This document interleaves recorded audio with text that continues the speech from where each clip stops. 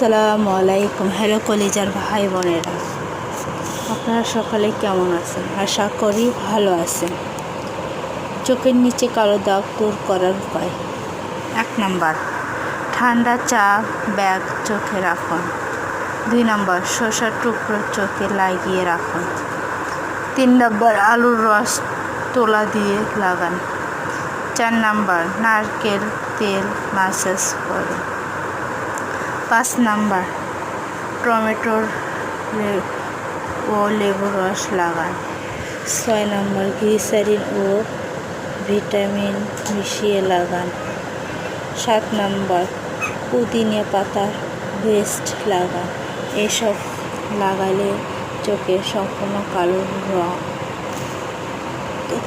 রং বা দাগ দূর হয়ে যাবে ইনশাআল্লাহ। আর আমার ভিডিওটি ভালো লাগলে লাইক করেন, কমেন্ট করেন, বেশি বেশি করে সাবস্ক্রাইব করে আমার পাশে থাকবেন। আল্লাহ হাফেজ।